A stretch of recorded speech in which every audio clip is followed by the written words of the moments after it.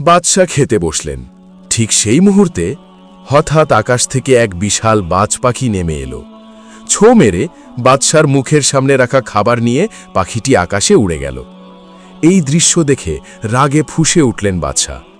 তিনি সঙ্গে সঙ্গে হুকুম দিলেন, এই পাখিটিকে খুঁজে বের করো। রাজার সেনারা ছুটে চলল পাখির পিছু পিছু।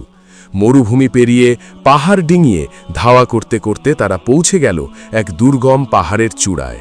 কিন্তু সেখানে গিয়ে হঠাৎ সেখানে অদ্ভুত একটা দৃশ্য দেখতে পেল। সেখানে গিয়ে তারা যা দেখল তাতে ভয়ে আর বিস্ময়ে গায়ের লোম দাঁড়িয়ে গেল। পাহাড়ের ওপাশে পড়ে আছে এক অসহায় মানুষ, হাত পা বাঁধা অবস্থায় মৃত্যু যন্ত্রণায় কাতরাচ্ছে সে।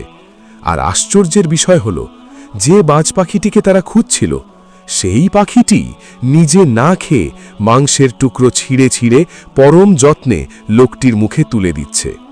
জানা গেল ডাকাতরা তাকে মারার জন্য এখানে ফেলে রেখে গিয়েছিল, কিন্তু আল্লাহ তাআলা তাকে ভুলে যাননি। এই বাজ পাখির মাধ্যমেই আল্লাহ তার রিজিকের ব্যবস্থা করেছেন। সুবহান আল্লাহ। আল্লাহ যাকে বাঁচাতে চান তার জন্য আসমান থেকেও রিজিক নেমে আসে।